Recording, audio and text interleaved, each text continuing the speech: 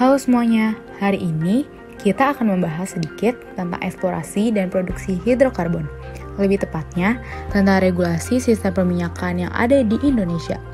Nah, tapi sebelum membahas topik itu, kita harus mengerti terlebih dahulu apa saja sektor kegiatan di dalam industri minyak dan gas. Sektor kegiatan migas terdiri dari 3, yaitu upstream, midstream, dan downstream. Yang pertama, ada upstream atau hulu migas. Upstream merupakan kegiatan produksi di mana hal utama yang dilakukan dalam upstream adalah pencarian sumber atau eksplorasi dan juga ekstraksi atau eksploitasi. Lalu yang kedua, ada midstream. Merupakan sektor yang terlibat dalam proses transportasi dan penyimpanan. Dan yang ketiga, ada downstream, di mana merupakan sektor untuk mengolah bahan mentah, baik minyak ataupun gas bumi menjadi bahan jadi, termasuk mendistribusikan bahan tersebut dan menjualnya.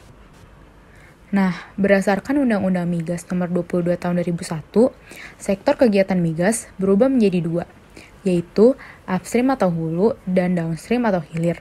Sedangkan midstream dimasukkan ke unit downstream. Nah, pada bagian ini kita akan melihat lebih dalam sektor hulu, minyak dan gas. Seperti yang dijelaskan sebelumnya, hulu berkegiatan untuk melakukan eksplorasi dan eksploitasi. Apa sih eksplorasi itu?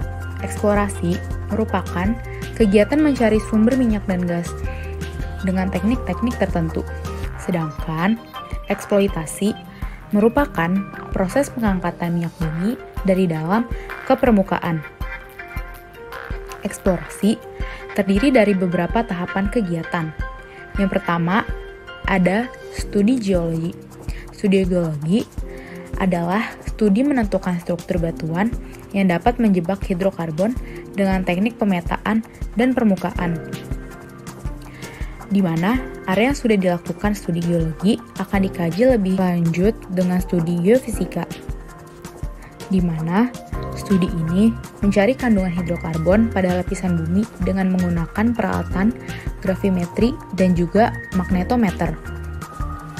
Kegiatan ini dilaksanakan dengan kurun waktu 6 bulan hingga 1,5 tahun.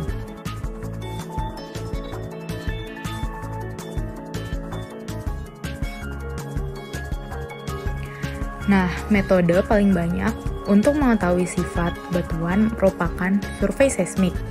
Survei seismik ini merupakan kegiatan mencari cekungan yang diduga memiliki kandungan minyak dan gas bumi yang paling banyak di dalam formasi tanah. Data seismik yang dihasilkan menunjukkan lokasi kedalaman lapisan tanah yang berpotensi menyimpan cadangan minyak dan gas. Sehingga, untuk membuktikan hal tersebut, dilakukan kegiatan pemboran sumur, di mana kegiatan pemboran sumur ini merupakan salah satu kegiatan yang paling penting di dalam tahapan eksplorasi dan juga eksploitasi hidrokarbon. Kegiatan ini dilaksanakan dengan kurun waktu 1 hingga 4 bulan.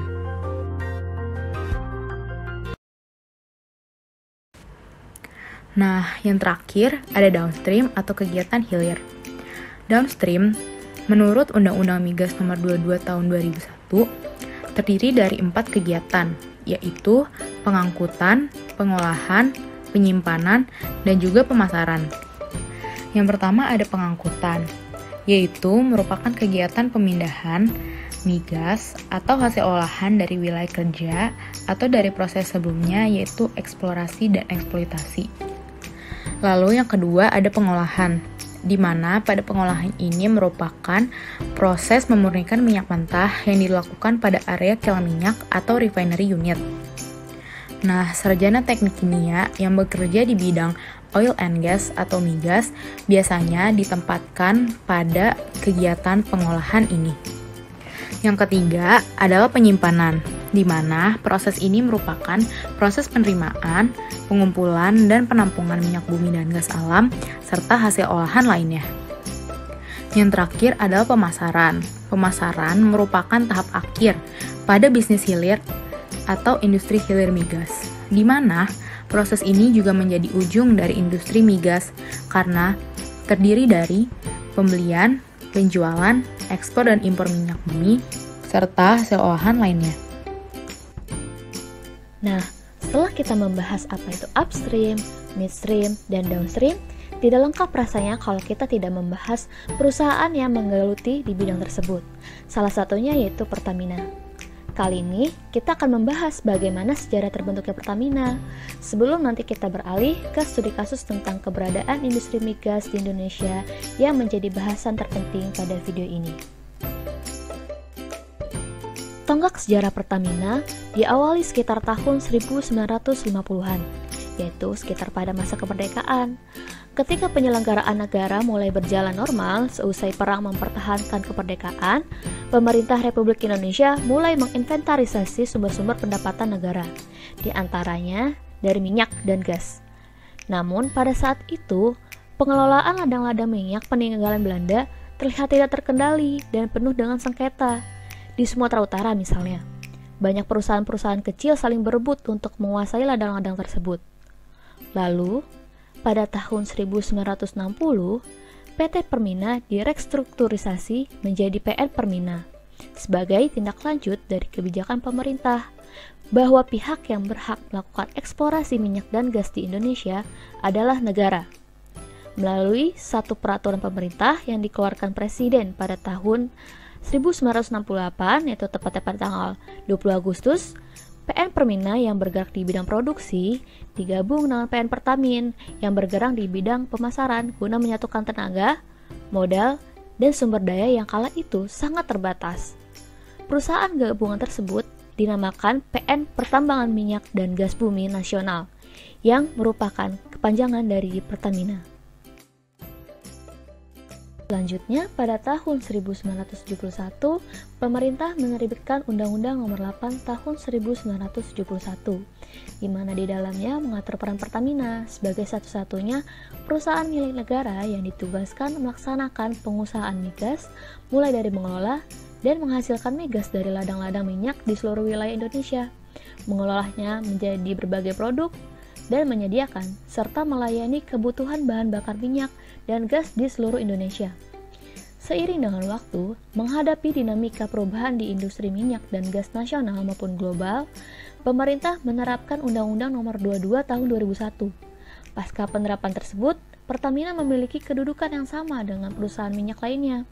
Penyelenggaraan kegiatan bisnis PSO tersebut akan diserahkan kepada mekanisme persaingan usaha yang wajar, sehat, dan transparan dengan penetapan harga sesuai yang berlaku di pasar. Memasuki tahun 2003, pada tanggal 17 September, Pertamina berubah bentuk menjadi PT Pertamina berdasarkan PP Nomor 31 Tahun 2003. Undang-undang tersebut antara lain juga mengharuskan pemisahan antara kegiatan usaha migas di sisi hilir dan hulu. Lalu pada 10 Desember 2005, Pertamina mengubah lambang kuda laut menjadi anak panah dengan warna dasar hijau, biru, dan merah yang merefleksikan unsur dinamis dan kepedulian lingkungan. Selanjutnya tahun 2006. Dimulai pada tahun tersebut, Pertamina melakukan transformasi fundamental dan usaha perusahaan, yaitu dengan melakukan perubahan pada visinya. Pertama, pada tahun 2007, 10 Desember, berubah menjadi perusahaan minyak nasional kelas dunia. Kemudian tahun 2011, Pertamina menyempurnakan visinya menjadi perusahaan energi nasional kelas dunia. Tahun 2015.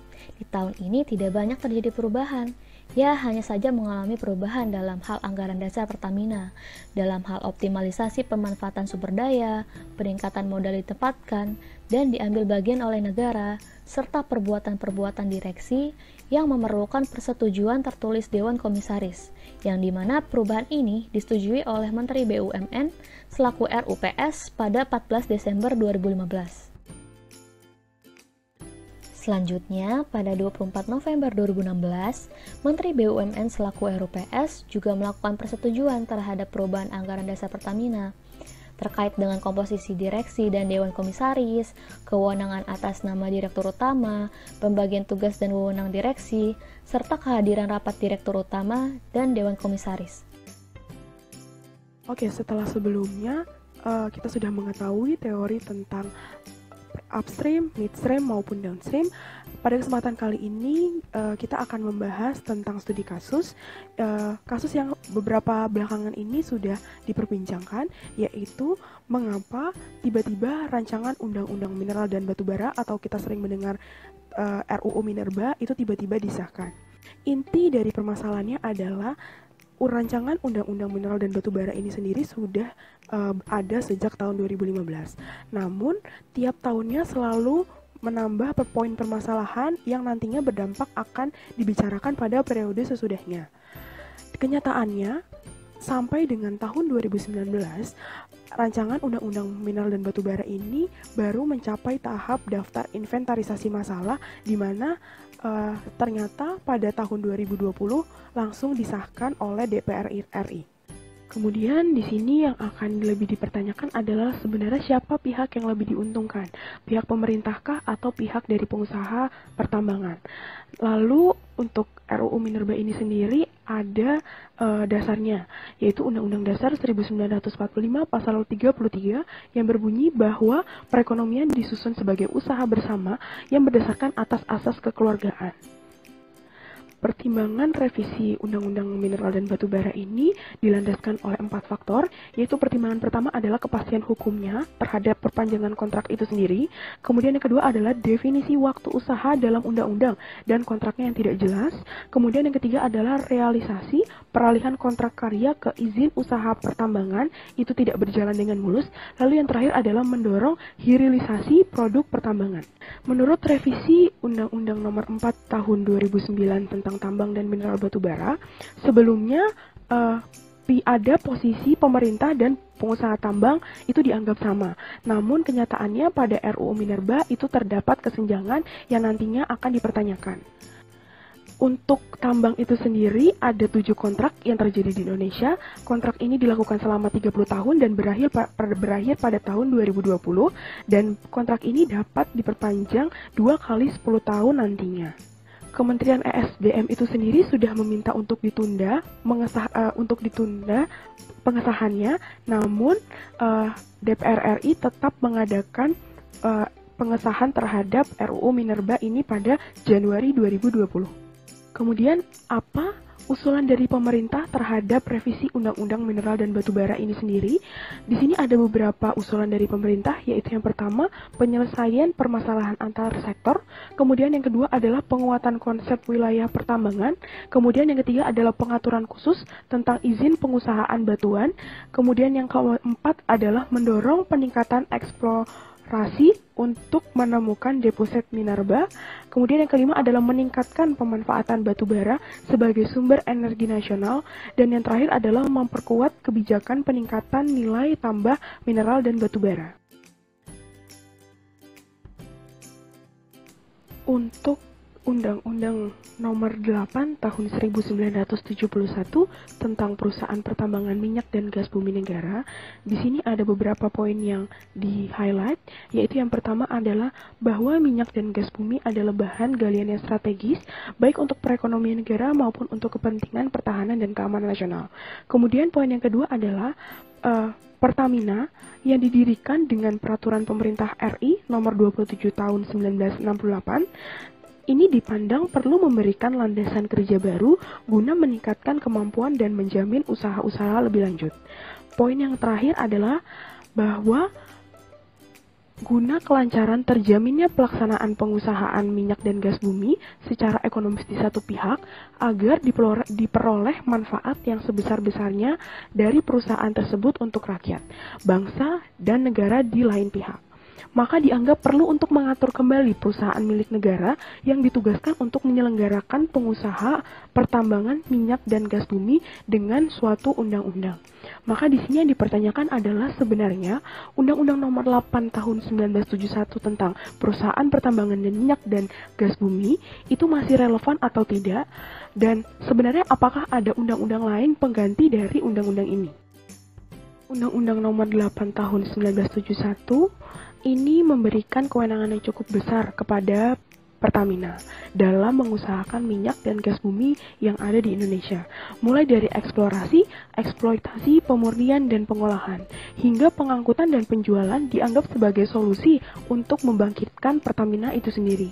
Namun dalam kenyataannya, undang-undang ini mengalami penyalahan dalam pengelolaannya, yaitu dimulai dari salah mengelola dalam hal manajemen, korupsi, kerancuan fungsi pemerintah yang disebabkan Pertamina bukan saja sebagai regulator, tapi sebagai pelaku usaha.